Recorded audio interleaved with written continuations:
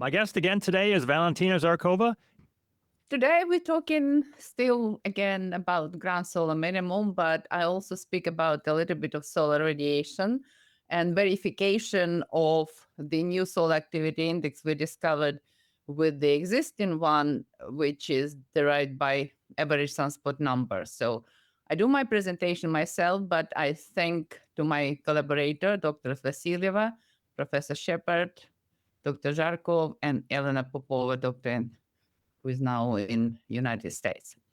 So what I will be speaking basically, you remember that we have solar activity cycle, 11 years, and this is what the cycle occurs on the sun, that in the start of the cycle on the left image, the south has southern polarity of the sun, north of this background sun has northern polarity.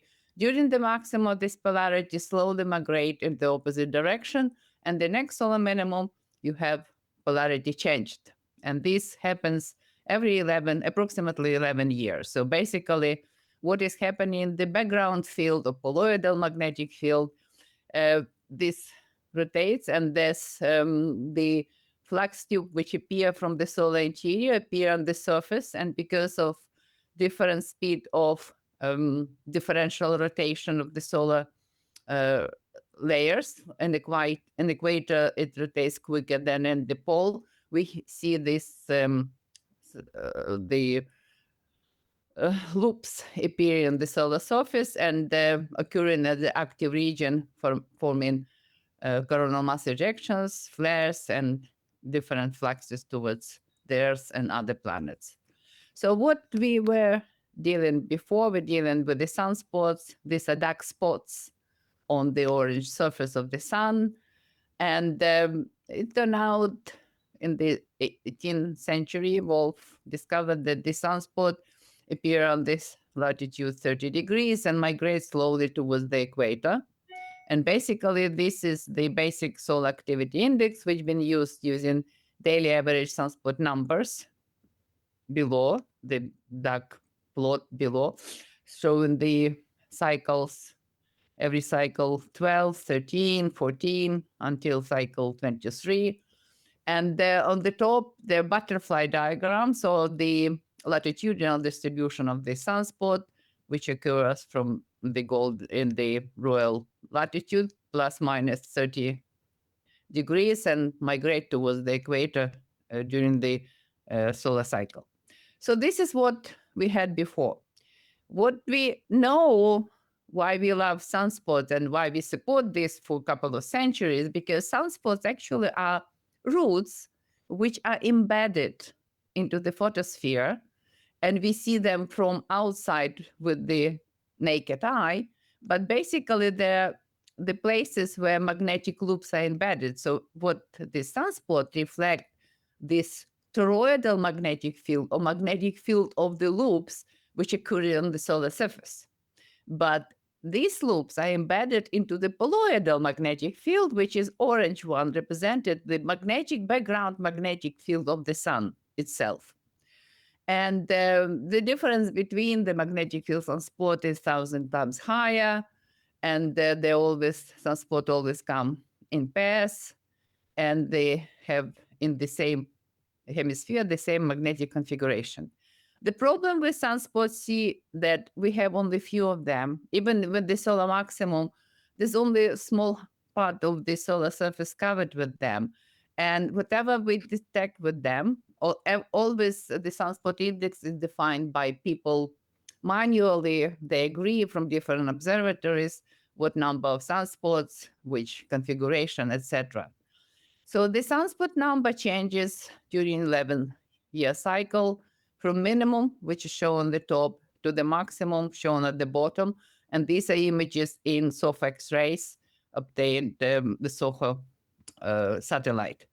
So what we did, we discovered in 2008, when we tried to produce automated sunspot index, it turned out it's very difficult to produce it because error bars are too big. The area or number of sunspot is too small, and whatever you quantify, brings very big error bars. So we decided to look at the background field in which these sunspots are embedded.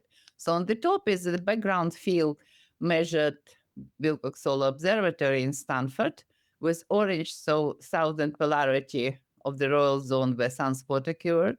At the bottom is the leading polarity of sunspot, with the blue showing opposite polarity, northern in this part, where sunspot occurred. And you see clearly that the leading polarity of sunspot always opposite to the polarity of the background magnetic fields in that hemisphere.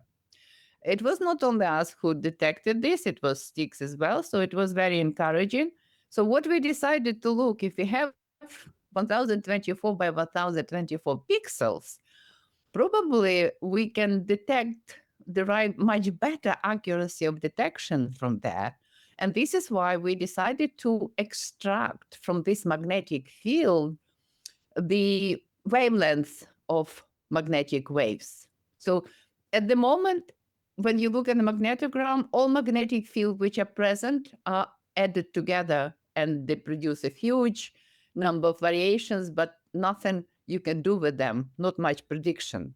So what we look backwards on the radiation, electromagnetic radiation, and remember that if you put white light into the prism because of different refraction law, on the right hand side from white light you will see the rainbow. So this light is spread into separate wavelengths, which now have very clear wavelengths: red, orange, green, blue, indigo, and so on.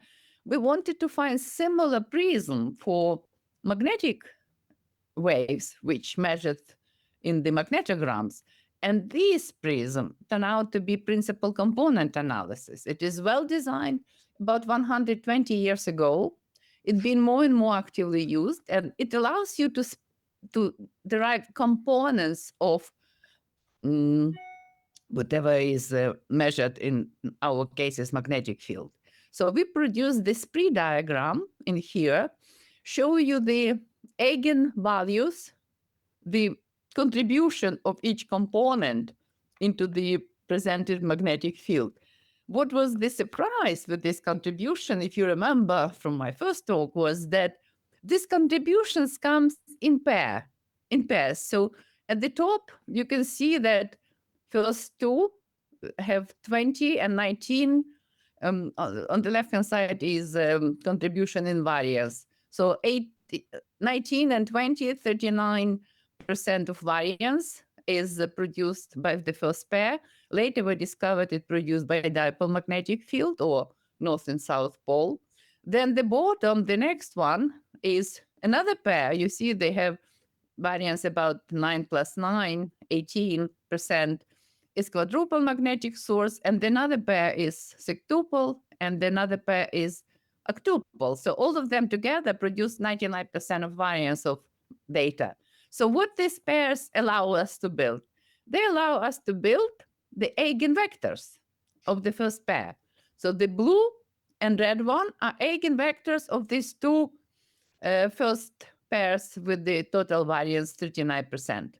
So each pair starts in separate hemisphere. As you see, blue and red start in separate hemisphere, but they travel to the same hemisphere, to the northern in odd cycle, 21, 23, 25, and to southern in the even cycles. And when the amplitude of these two waves become close, they get into the resonance, and we have maximum solar activity. And obviously, this hemisphere becomes more active than the other one. So here we see how before the vertical line, these are the data which we used from Wilcox Solar Observatory in 2015. And in 2015, we also had data cycle 24, but we decided to verify the accuracy of our detection and shown the curve which measured with the dashed line. And then we produced the analytical formula for blue and red curve shown in here with the 5 cosine functions, cosine multiple by cosine, and even the phase relation, phase between waves, also defined by cosine. But you can see that why it was so difficult for single dynamo wave to predict the waves, because they have very, very different rotation. But all these coefficients now available, and we can use them. And using this coefficient, we discovered that the accuracy of detection was 97%. And then we reproduced these curves for the cycle 25 and 26. At that time, we were in this oval point A. So we see that these waves actually go into opposite phase. One wave has maximum, blue wave, and the red wave has minimum. And in the cycle 26, they have completely opposite phases. So just to remind you that if we add these waves together, this is what we got. This is summary curve of these two principal components. So you see the amplitude, it decreases with every solar cycle. So what we decided to see how this amplitude is related to the solar index, which we already know, average sunspot number. So at that time, we had only cycle 21, 23. The black curve is our summary, modulus summary curve, and the red is average sunspot number. And you see, loosely, we can say that our eigenvector, summary curve of eigenvectors, loosely represent this solar activity index, but we have to remember that our index represents the magnetic field of the background sun, so poloidal magnetic field, while the red one, this toroidal magnetic field, or magnetic field, which is stored in these magnetic loops. In 2022, we added cycle 24 and still discovered that our curve still represents sunspot index. And at the bottom is the summary curve, modulus summary curve, cycle 25, where we are now here. We see this. We predicted that the maximum will be actually year 23, 24, and now they will be very sharp drop of the activity, and they have too little maxima before the minimum between cycle 25, 26, and cycle 26 will have very low amplitude, 70% lower than the previous two cycles. So what does it mean? How it works? So if you have two waves on the top, two black waves, which are running with the same amplitude but phase difference. So here the formula for the top wave and the middle wave, and the blue wave is their summary curve. And then if the phase difference is 0, you have constructive interference, the amplitude equal two amplitudes, sum of two amplitudes. But if phase is 180 degrees, like we predicted in the cycle 26, what we can see when the amplitudes are going opposite, the resulting amplitude becomes 0. So this is what we observe on the sun. And this is what I teach my students, first-year students, physicists, how they interact. So basically, you have sum of two cosine functions, and the amplitude follows with this envelope sine function, which is basically sine of differences of frequency of the two waves. And the amplitude of the inner cycle, small 11-year cycle, is a half sum of those amplitude. So there's no miracle. It's the basic physics of the waves. And this effect called beat effect, and each of you know how beat effect works.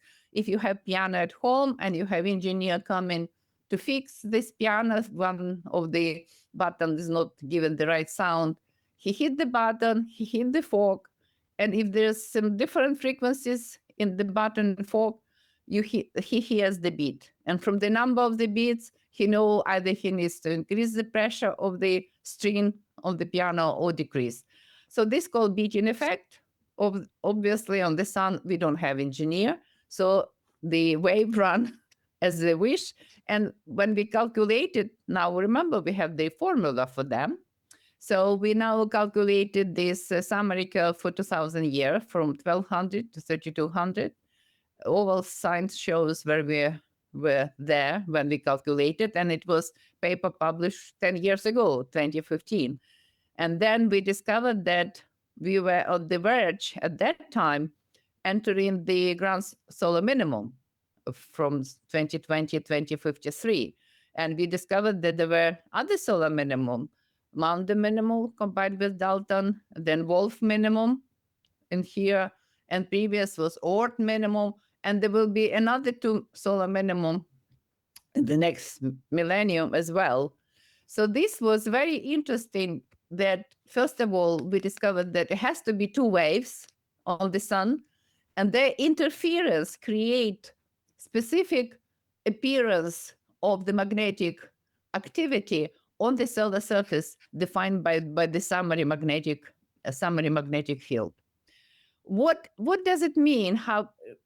Just to tell you, this is nothing to do with any models or anything. This is a pure observational fact. We took magnetic field from the sun, derive eigenvalue, calculate eigenvectors, added them together, derive the formula, how describe each component, and derive this summary curve for 2000 years. This is the first time actually it was possible to predict solar activity for 2000 years. Normally, it's possible to predict within one solar cycle when the cycle already started. So these are verification which are proven you can find in our papers. These are one of those comparison with the solar cycle derived from the availability of carbon-14 isotope in the terrestrial mass derived by Solanki et al. With the red. Apart from Spira minimum, we hit the main minimum, which known even Homeric minimum, which was needed 1000 before Christ. Apart from Spira minimum, which we discovered later, actually was not minimum, it has to be maximum, and because it was used the standard background background cosmic ray radiation, which should be used much higher radiation, because Vela Junior was very strong supernova located only 600 light years. It is still the highest gamma ray source 500 years later. So at that time, it created very strong background, which caused the difference in time detections for Spira minimum for 300 years. Probably what they measure spirit should be Maunder minimum. So anyway, this is what we discovered. There's some further verification. If you look at our papers published on the website, we've proven that even the temperature variation for the so-called Spira minimum shown over here, actual temperature, if it was minimum, temperature should be dropped down, but it has increased if the temperature, so it was not minimum, and verified our suggestion that it was a background radiation increased led to the time detection of the error in the time detection of the biomass. So what this say and what is done, that from magnetic field derives eigenvalues. We derived using principal component analysis, and we discovered that in addition to the normal cycle of approximately 11 years, there is another ground solar cycle of about 330, 400 years. And the ground solar minimum was literally upon us in 5 years in 2015. So now I can say that we managed to verify this with the solar dynamo modeling using some data published at that time. Zhao et al., they literally detected 2 different layers in the solar interior, which produced those 2 waves. So we used these 2 waves, used a Parker dynamo model with the 2 layers of meridional circulation. And we managed to reproduce the summary curve on the top, produced from solar dynamo model, comparing with the summary curve which we derived from magnetic field. And you see that for the first time, dynamo model could reproduce pretty closely the observed variations, not only 11-year cycle, but this um, envelope cycle or ground solar cycle, which we just detected. But it was still 2015. People said, oh no, we will not observe it. The ground solar minimum will not come. And what we said then, we just need to sit and wait because we would view this from the first row. So then during this time, from 2015, even 20, we've done a few papers. We derived, first of all, the period of 350 years using the solar irradiance radiation by, I think it was Steinhubler, and we derived using Fourier transform the period 350 years, which people probably simply ignored, but it's still there. Plus, this is verification that the model works perfectly well because on the top it is a butterfly diagram during Mount the minimum. At the bottom is simulated butterfly diagram by Elena Popova et al., which shows the increase of sunspots 1710, 1720. If you look with 1710 and 1720, exactly which we shown increase of the solar activity. And the current ground solar minimum, this cycle 25, this cycle 27, and only cycle 26 will be really negligible. We will not see much activity. This is cycle which will be coming from 2031. So again, we compared average sunspot number and modular summary curve using the spectral analysis wavelet transform. On the left-hand side, this is average sunspot numbers. At the bottom is wavelet transform. And as you see, the biggest period we detected was above the 95% confidence level, was 10.7 years for sunspot. And the same we detected for modular summary curve, 10.7 years. So the period, at least by period, these two curves corresponded pretty well. Now we compared 1-to-1 all curves. So the red is the sunspot numbers. The green is our modular summary curve, which when we started comparison, we discovered that there were huge errors done in the 18th century when observers were using different techniques and they did not report properly. Some cycles were 7 years, some cycles were 15 years. And what is most important that when the time was changed from Julian calendar to Gregorian calendar, it took about half century to different countries to change the time. And then time of drawing of sunspots never was indicated on which calendar it was indicated. This is why the correlation of the data, like in 18th century on the top curve, gives you only 25%. When we move to the 19th century, when the data started improving, the correlation increased to 56% between our curve and average sunspot number. And then when you go to most prominent 20th century, to 21, the correlation increased to 67%, which is basically maximum you can achieve with the dipole magnetic field because there are other fields like quadruple, the sextuple, which are not added yet here. So this gives very good indication. This paper published monthly notice 2023 and gives you very good indication that eigenvectors and summary curve is very good. So additional solar activity. We do not ask to remove average sunspot number, but you can still use both indices to have an indication what exactly you observe. So what basically we see this variation of the solar polarity and solar activity as we saw magnetic reversal happening every time.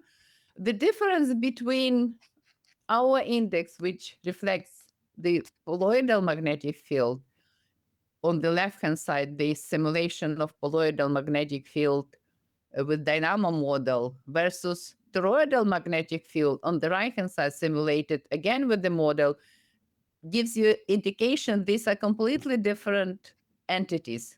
And you cannot expect there will be fully identical. They're different.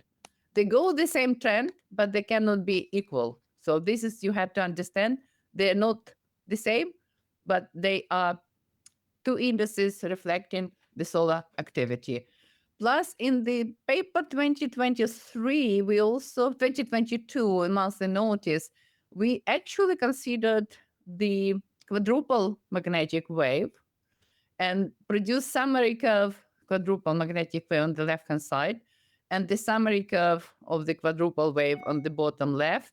And this is modulus summary curve of quadruple component. And this summary curve was compared with the soft X-ray index of solar flares. And we discovered very good correlation. The quadruple summary curve describes actually the solar activity of solar flares, which makes sense. Definitely you have to have two loops to interact. So you need to have quadruple field to produce, which gives you some physical meaning. Why do you need quadruple waves? Also, some other physical entities are in sextuple and octuple, but I leave it for the next talk. Plus, if we add quadruple and a dipole magnetic field, the correspondence of indices, Wolf index, become very closely, as we found in the paper 218, much closer than for simple dipole waves. Plus, we published paper in 2023, actually, about the link of volcanic activity with this solar activity magnetic field. And we found that volcanic activity always maximum when the eigenvector of the summary curve has southern polarity, which means in the cycle 26, when this southern polarity will be eigenvector, we expect a large number of volcanic eruptions. Here, this correlation, with correlation gives you 84% with the south magnetic polarity of magnetic field and volcanic eruptions. Now we come back to solar irradiance and climate. So first, we now know that we entered into grand solar minimum. The temperature started decreasing, and I will speak about this a bit later. But what is the problem with the grand solar minimum? Lin et al., they measured that during previous grand solar minimum, which was Mount the minimum in 17th century, the solar radiance reduced by 3 watt per square meter approximately on this deep. But the temperature during Mount the minimum decreased approximately by 1 degree maximum. And some different investigations show slightly different variations, but mostly they agree, which means this what Schindel et al., they reproduce temperature restoration during and after Mount the minimum to find where the surface temperature on Earth was reduced on the globe. So this is what you see, Northern Hemisphere, this is Europe. Very dark blue is reduction of temperature by 1 degree, and it is mostly all Europe, and the Russia and Siberia, and also all Northern America and Canada. So basically, what at that time it was river freeze, Alpine glacier extended over a variety of farmlands, sea crept south, and Danube River and Thames and canals in Netherlands froze regularly. This is probably we are heading towards now, as we noticed, there were cold flashes. Why these cold flashes occur?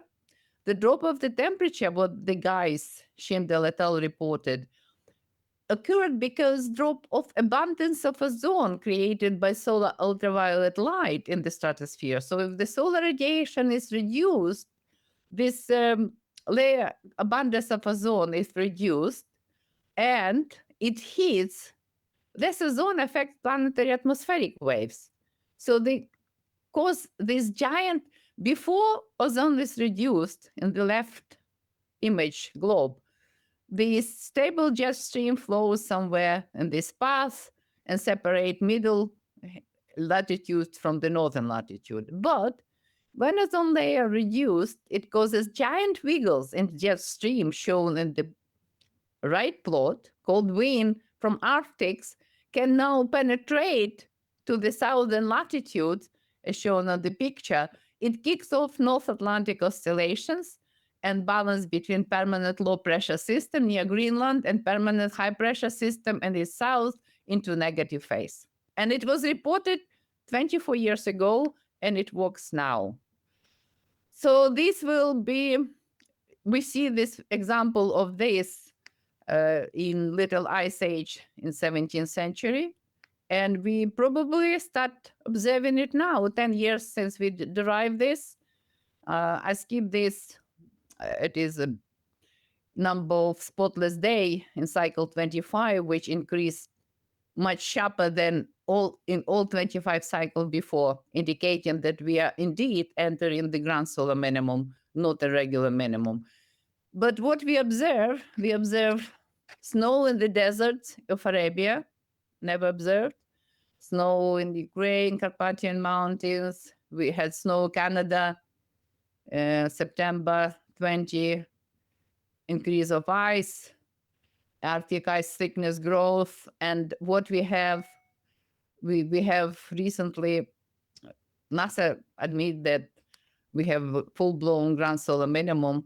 It is hidden somewhere in their pages. Maybe now they start hiding it, but we cannot hide it because what we saw the snow in the US and Canada 2 weeks, December 22, 23.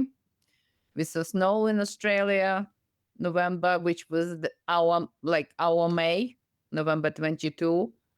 We have snow in South Africa only 21st, 23rd September 2024. In South Africa, they never had snow. This is roads were closed for 2 days because obviously they don't have snow cleaning machines. And look at these poor lions and giraffes watching the snow. They never saw this white stuff. So definitely grand solar. And I have pictures of snow in Florida, Texas, Louisiana. I added to another presentation, not to this one, but you all know in the United States, the frost is there. In North Carolina, other guy interviewed me, and he said it was temperature minus 11 Celsius and snow for a week or two. So definitely grand solar minimum arrived, and we are watching it from the first row. But as beautiful as it looks with the snow, the problem occurs how long the snow will be on Earth. And at the moment, sun is in the maximum solar activity, so we have only minimal effect of reduction of solar radiation coming to us. We have less solar flares as usual during solar maximum, but not dramatically less, but still less, that we have less UV radiation and reduction of ozone. But big impact on the terrestrial temperature via reduction of TSI and reduction magnetic field will lead to increased volcanic earthquake activity. But the main problem will come that we need a lot of energy resources to heat the houses, because if snow will come in January and will last until May, the vegetation period will not be enough to grow wheat, to grow many vegetables and others. We need to build greenhouses. We need to find the lands where the snow will not reach in the south, deep south, subtropical, and find new suppliers for this food. So this is the real problem which need to be tackled, and postpone narrative of global heating or increase of the temperature, which is in fact real, but it will be overridden by this reduction of the temperature by grand solar minimum, because the sun stopped supplying us energy. And it will be very interesting to see. These are the aurora borealis seen in 2024. We see a lot of colors, which actually speaks a lot about how polluted is our atmosphere. I don't know why previous records of aurora borealis were not so spectacular. So this is another point for investigation. And what terrestrial temperature recovery from mini ice age will start. This is Akasov comparison of IPCC original prediction on temperature increase. Now they stuck for about 1.5 degrees. But what basically we needed to understand where we are. So where we are now, we are in this ground solar minimum, which gives us a break of 30 years before further increase of the temperature, because the temperature indeed still will be increasing.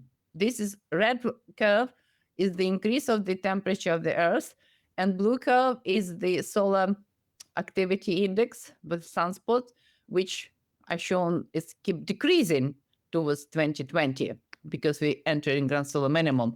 So this discrepancy, the solar activity decreases, but temperature increases, led people from IPCC to the thought that, all right, this is something the people probably heating the Earth's atmosphere and produce increase of the temperature, which is not the fact. It is not correct, because greenhouse gases can cause increased temperature.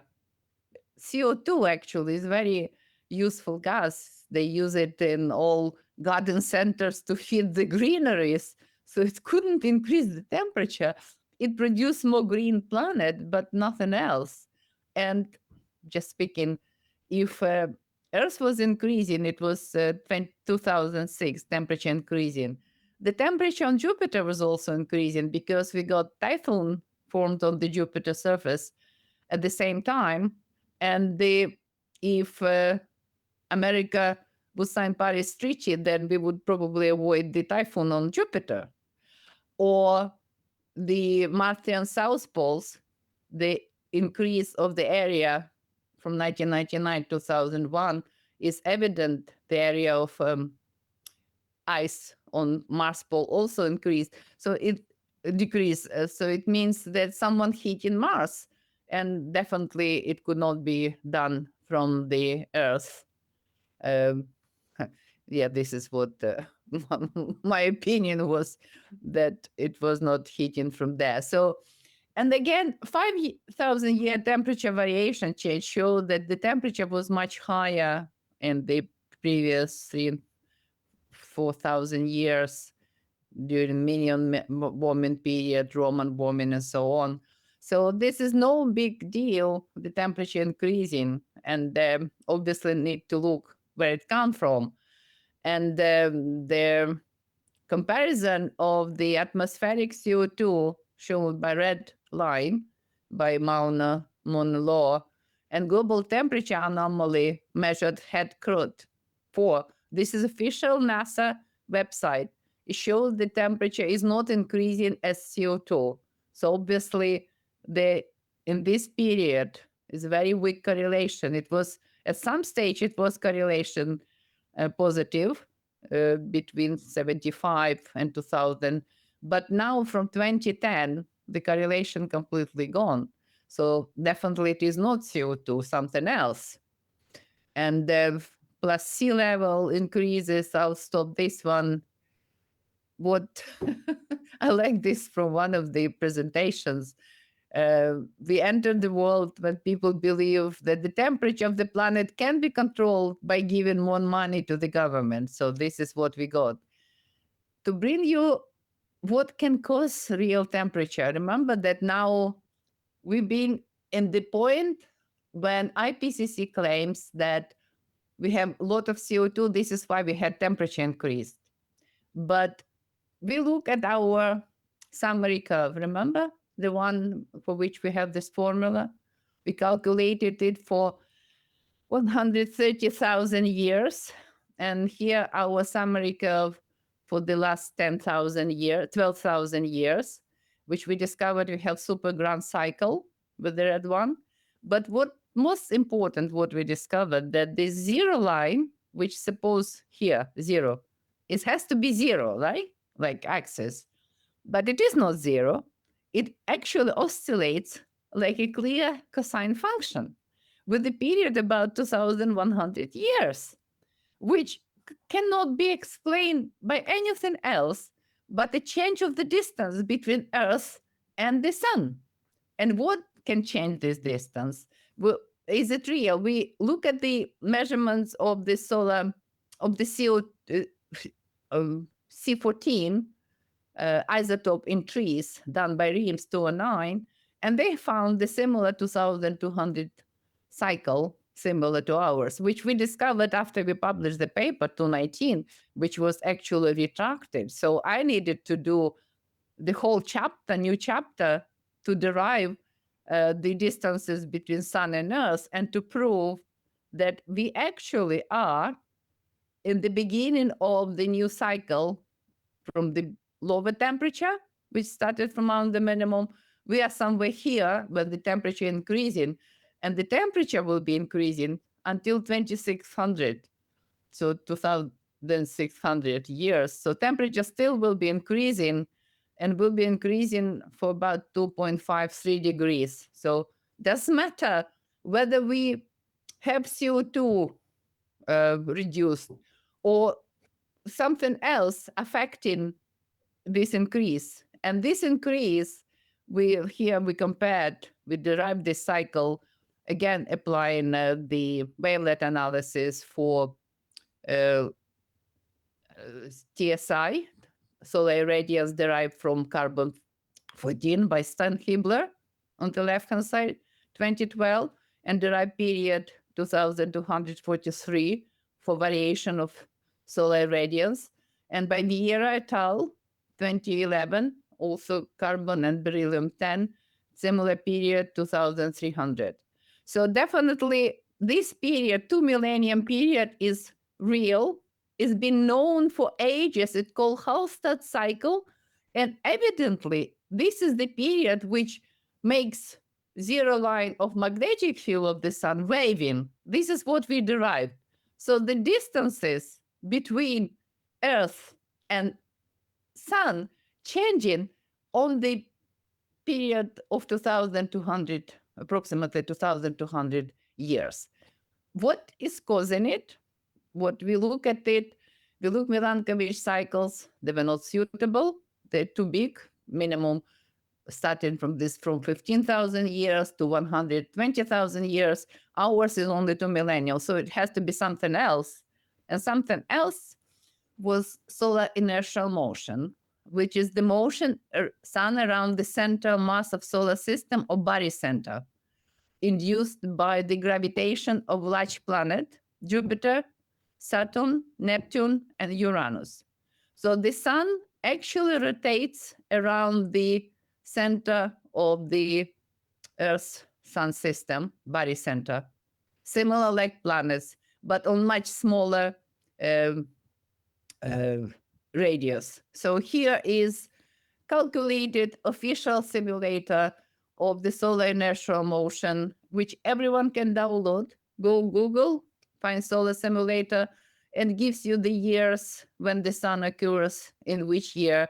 So you can see that radius of this rotation of the sun about the barycenter, or its shift from the focus of the barycenter of the orbits of the planet, is approximately whole diameter of the sun. So difference between distances could be 2 diameters of the sun. Pretty large displacement, which can cause the reduction or increase of the radiation, which causes the planetary change and this 2,000-year Hallstatt cycle of variation of solar radiance.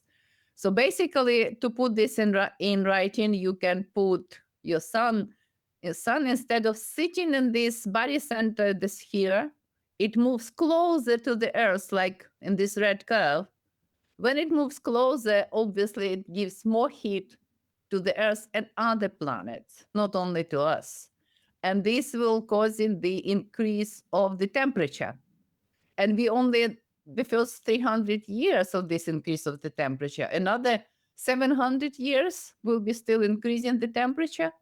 And definitely what objection was under anthropogenic global warming people, especially Ken Rice, he said that no, the sun solar inertial motion is correct, but the Earth follows the sun in the solar inertial motion, despite all planets rotate about the body center, which was ridiculous because even people astrophysicists who look for exoplanet, they know that if they have a star with the varying irradiance, they know this star has to have planetary system because it induces inertial motion of this star. So what we did, downloaded standard distances between Earth and Sun, calculated by NASA and by Paris-Meudon Observatory. They're all official ephemeris. Everyone can go and download. So we compared distances between Sun and Earth between 600, 1600, shown by these curves, and 1600, 2600, shown by these curves. And you can look in my papers, the book chapter on my webpage, which show that distances exactly change by the difference between distances exactly as we predicted in the paper when calculated the variations of the zero line of magnetic field. So basically, this is how much the sun, how close sun comes to the Earth during the inertial motion, rotation about the body center. So in this paper, we produce even differences to explain exactly how they change it. So you see 0.9 in May, 1.1 in April. So the differences between distances in the millennium 600, 1600 and 1600, 2600 are significant. So in this millennium, 1600 to 26, the sun become closer and closer coming to Earth, so that our summer solstice is actually in this millennium now moving from June, which was in last millennium. Remember, 21st of June, we know this is like closest location sun is furthest sun from the Earth, apogelium of the orbit. But what happened in this millennium, apogelium actually shifts now is the 5th of July in this year was, and the middle in 26 years will be 16th of July. So what is basically what we have, that this is apogelium becomes not the largest curve in the orbit, but the intermediate axis of the orbit. And this is what is producing heating of the Earth's atmosphere and the other planet atmosphere. And basically, whatever Professor Rice from Edinburgh predicted that the Earth follows the sun is not correct. The Earth follows the orbit about the body center, and only sun moves closer to us in this millennium with every year. Although it is not sitting there, it rotates either north or west or south, like in this orbital motion around the body center. But definitely it is not standard, and this is why the heating was increased in the past 300 years. But we calculated now, knowing the distances, we calculated solar irradiance using the inverse squared law shown here. So if we know the distance, we normalized this calculation, saying that, let's say in 1700, the solar irradiance was 66. And then from 1st July 1336, we knew the distance, then we can normalize the rest of the irradiance for 2 millennia. And when we calculate this one, we discovered that the biggest irradiance comes through the northern hemisphere in July, from March till July. So we have most radiation come to the Earth from, let's say, end of February, beginning of March until end of August, and it comes to the ocean, heating the ocean, and then northern hemisphere, and then basically what it produces, like I shown on the right plot. In the previous millennium, there was not much increase of the solar radiance. In this millennium, we have increase of solar radiance. In 2020, exactly we calculated, by 20 watt per square meter for the whole planet. If we divide by two hemisphere, 10 watt per square meter for each hemisphere. To understand how this would affect that we have extra solar forcing, which is not considered in any of the IPCC models. They do not consider, they consider the solar heating is standard, is constant, like is shown on the left-hand side. This is what is variation only a couple of percent and nothing else. They do not consider this increase of the heating, which appears from the real data when you took the orbital motion into account. And to explain why this would affect the Earth temperature is by chance. I never knew Hardy, never spoke with him. I just found his paper published 2017. He used IPCC models, temperature models. The only thing he changed, he added extra 5 watt per square meter heating, solar radiation into the heating.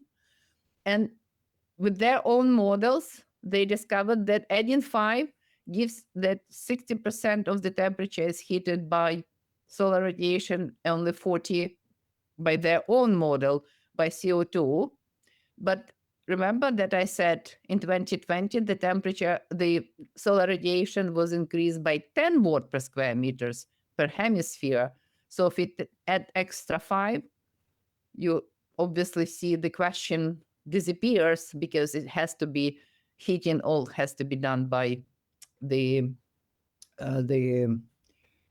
solar radiation. And the fact that we will have ground solar minimum when the solar radiation reduced and temperature drops will prove by itself, but nothing else in the solar system can heat any of the planets but only sun. And the tiny variation of its radiation will cause decrease of the temperature.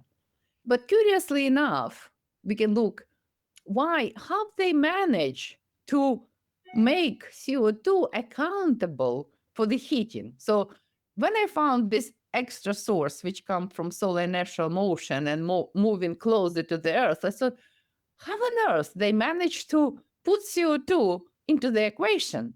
So we needed to look to radiative transfer, so which they missed in their interpretation of CO2. So this is why CO2 become good candidate, because its intensity very high, and because its abundances increases last 200-300 years, and they actually shifted, they swapped the reason and consequence, because it was shown that CO2 increases because the temperature increases and not vice versa. But CO2 is a good candidate if you put extra emission at infrared radiation, which if you start adding an extra emission, indeed you can heat, you can add some extra heating. But can we do it? If you look at the real models, we can add only CO2 if Earth would not have the atmosphere, and there's no interaction between solar radiation and the atmosphere. When we have the atmosphere, this atmosphere interacts with the solar radiation and becomes opaque to this radiation and to infrared, specifically radiation and CO2. What it turns out that infrared CO2 emission intensity is this red line. It has opacity about 400.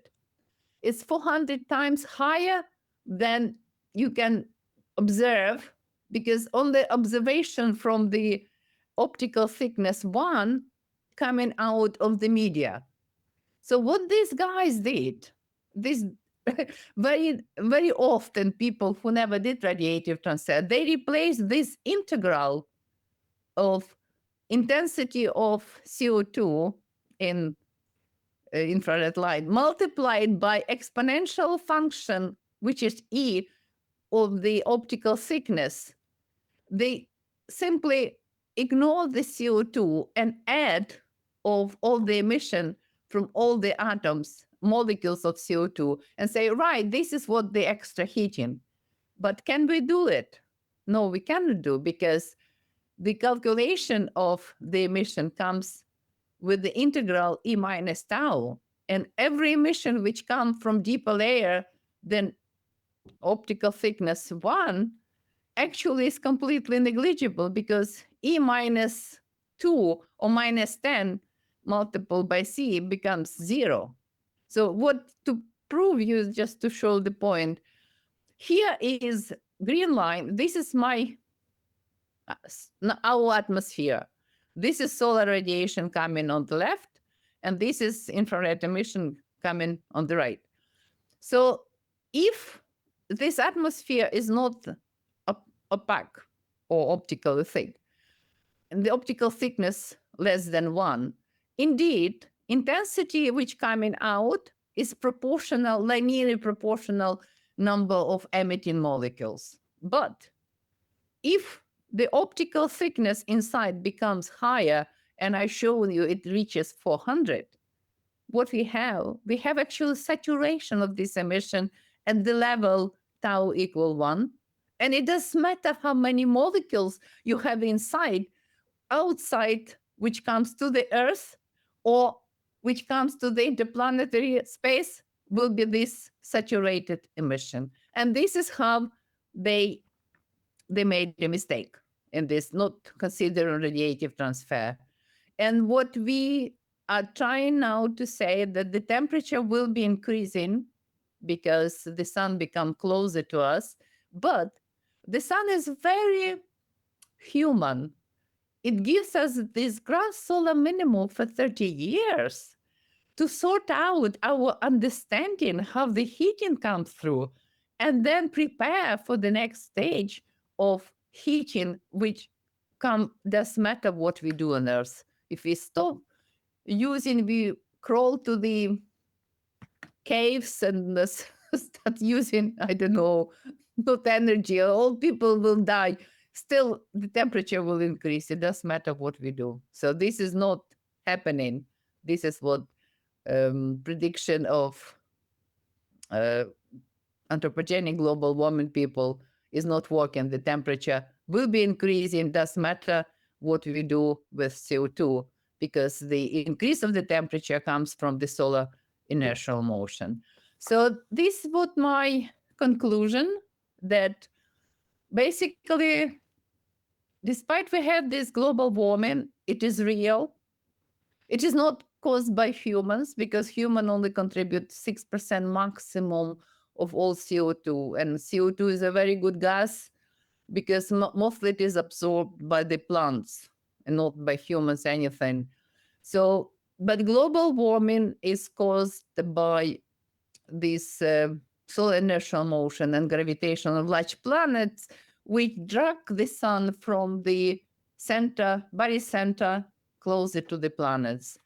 And this causes the increase of the temperature. And the temperature, as I shown in my book chapter, will increase by 2.5, 3 degrees by 2600 years. So this is end of the story. Thank you.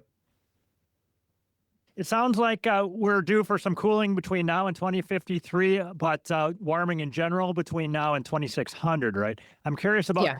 Do you think we're going to see the Thames freeze over at all between now and 2600, or we're coming? Yes, it will be. I'm confident it will be freezing from 2031 to 2042 for sure. This will be the worst period of cold air and cold temperature. And not only Thames, other rivers and the ponds, they will be freezing. All right. And then other dramatic things that might happen is it's going to be a lot harder to grow wheat in Canada, for example, I would guess, during that time. Absolutely. In 17th centuries, all people heat their houses with their own fireplaces. Now we have central heating. If we don't have electricity, even our central heating is not working. So you need to have the portable generators run from fossil fuel, which you can supply heating, supply energy into your house, and at least allow a boiler to run, because boiler need electricity to run on the timer, or to run.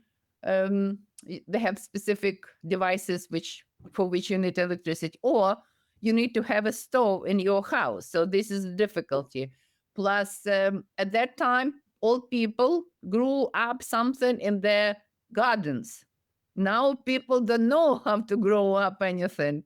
So it will be really, really difficult. It will be supply deficit. If you look at, was a BBC program about the snow in 1947, with 2 months snow.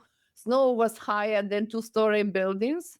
And at that time, the British were supplied food from aircraft or from helicopters, because no ways they could reach the snowy regions. But remember, that time they had still steam engines on the railways. Now only few of them in Britain left with the, at least diesel. They have mixed diesel, and so maybe there will be supply transportation. So there were many problems which now become obscured. People think they go away, but they don't. As you see, it was snow, Florida, Texas, Louisiana. It was snow, South Africa, snow everywhere, even in desert in California. It was nice palms standing in snow. It was 27th of January, if you look Google. So definitely, and it is, sun is still in its maximum, still in maximum solar activity, which will be dropping very quickly now to 2026. It will drop very quickly. And you see, remember this curve, small increases during minimum, but then cycle 26 comes literally without any activity on the map. And it is not like sun is not doing activity. You remember, the sun still doesn't know that we don't see this activity, because it produces these waves, but the interference on the surface produces us like a visible absence of activity. And this is what we are getting to have. Do you have any predictions at all about the psychology of what's going to happen here, that we've got all these COP meetings going on and governments are so worried about warming? Do you think within the next 5 or 6 years that they're going to figure it out, that no, it's not warming, or what? With the election of Trump, at least they started paying more attention to fossil fuel and allowed to do so. Maybe there will be changes. We're trying to reach before before Biden was elected in 2020. I had a meeting with some Republicans who realized importance of this solar minimum, and they wanted to report to Trump. At that time, he was the president. But you know what happened? There we had a new president, 2020, and then this negotiation stopped. Now, probably these people want to show the importance that we have a little bit different narrative. Global warming is fine. It is going, but it will last for another 500-600 years. What we have for the next 30 years, and specifically for the next 5 years of this particular government, is very global cooling, a little ice age. So this is what they have deal with it, and they cannot avoid it, because it is here. As I said, we spoke 3 years ago. I said we will be viewing it from the front row, and we now viewing it, and we cannot avoid it. So just in recent weeks, I'm seeing on the news, on even the legacy media, that, maybe that humans are going to do something to make it colder, make Europe up to 10 degrees centigrade colder, maybe because of shutting down the AMOC, the AMOC. Do you think there's some realization that cooling might be coming, and that's why we're seeing these articles all of a sudden, to prepare us for cooling? No? This is the people who lie. They try to catch real events and produce that or it's real global warming because it is cooling. So this is absolute absence of logics. So just don't believe this. Thermodynamics says that cold air cannot heat anything. And if we got cold air, then because it's something is cooling and not heating. I'm wondering about, there was the Mount Tambora in 1815 and then the year without the summer next year. Was there a solar reason for that volcano possibly? And do you expect more volcanoes during this period between now and 2053? Oh, yes. Yes, it is. The number of volcanoes will start increasing from 2031. So it's been minimal during this cycle 25, but number of volcanoes will be very dramatic increase in cycle 26 from 2031, 2042. And this is on top of the reduction of solar radiation and ozone abundances because of it. There will be also volcanic eruptions, which probably create extra clouds and the lack of even that limited radiation, which will reduce the temperature. So this, we didn't investigate how much it will reduce the temperature, but definitely it is on the charts. And we published this paper 2023, Vasilieva and Zharkova, and our website, solargsm.com. So if you Google it, you can find all the papers and results. Do you think we have any special reason to fear a Tambora-sized volcano in the next 30 years, or that just unpredictable? Yeah, we have definitely reasons to be afraid of volcanoes. Remember, it was a volcano when it was in Greenland? No, Iceland, yeah? When they closed all the traffic flying around. So imagine it is snow everywhere, and the only food you can get through the air delivery, and suddenly you have volcanoes, so the plane cannot fly because you can. So this is becoming really very dangerous. Today I read Santorini people, all the holiday makers left Santorini because there were a lot of earthquakes on Santorini recent few days, and they expect eruption of Santorini volcano, and the other volcanoes are like getting ready everywhere on the whole planet. So definitely we don't know how it will be. Something happening also with the Earth's magnetic field.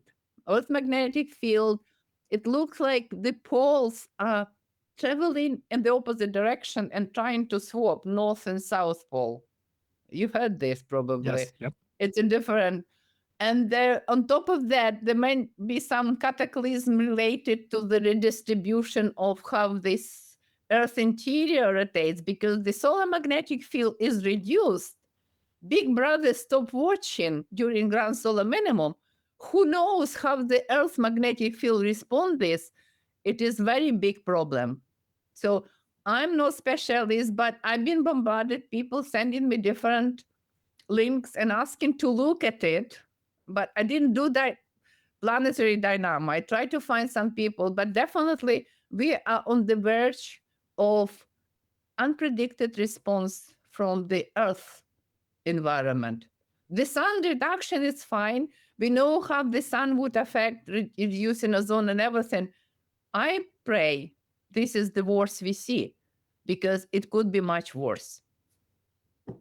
Well, you do think the changes on the sun may affect changes in the Earth's magnetic field, right? We don't understand it maybe, but they are not independent of each other, probably?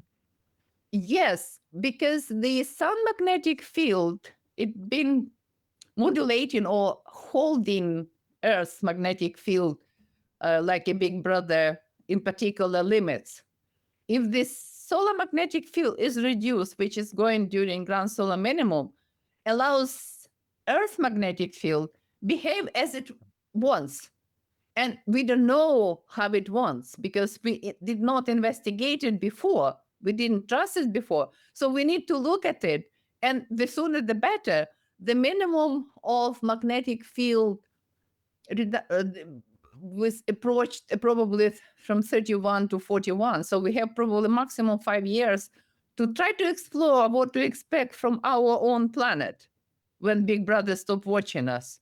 So this is the serious problem. And believe me, I'm not panicking person. I'm a scientist and I know we can handle.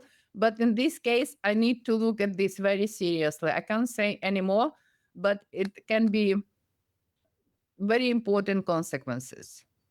Do you have any sense as to how many other scientists are really looking at this like you are? Like, how alone are you in looking at this? Oh, no, I'm not alone. There is a whole clientele group of scientists, about 2 scientists, a few of them are Nobel Prize, and people are joining and joining more. Also, I have like a whole network of people on the earth who sending me emails, about a few thousand, if not more, because I often do public talks for Australian people, for different countries. And they, after I've done talk, they communicating to me what is happening. This is how I know where it is snow in Australia or somewhere else, because they highlight to me, oh, this is what you said. Like recently, guy from America, Northwest America, California on the top, he said that this summer in America, they had very little insects, and the harvest was very low because of it. And indeed, in the UK, we also had very little insects. We didn't see basically flies and wasps whatsoever, and very little bees. And of course, in your garden, you feel it's fine, it's much more comfortable, but they play some role in producing different food or wheat or other thing. If they're not there, then they do not produce it. And this is on the beginning. It was not warm as summer. We had only 3 or 4 sunny days in Great Britain. I don't know how it was in America, but it was really cold summer. And I don't know what the harvest, but the many people, agricultural people, saying that the harvest was very low this year. So, and this is just the beginning. The sun's still in the maximum solar activity and will be dropping down. So this is what to expect. Okay. Any other points you'd like to make before we finish up here? Yes, we need to speak with the planetary scientists and see what they expect. I'm really scared with the gyro rotation theories, and they predict big cataclysms and something like what we observe in the film. Remember 2012, when the Earth and the oceans flooding? So this is what I want to understand, whether it happened during this grand solar minimum or the next one. So I pray it will happen at the next one. We will have another 300 years to prepare for it. If not, we have only 5-10 years, and this is what we have. So we need to look at it. All right. Thank you very much for your work. It's very interesting stuff. I hope to talk to you again. Valentina Zharkova. Thank you. Thank you very much. Cheers. Bye-bye.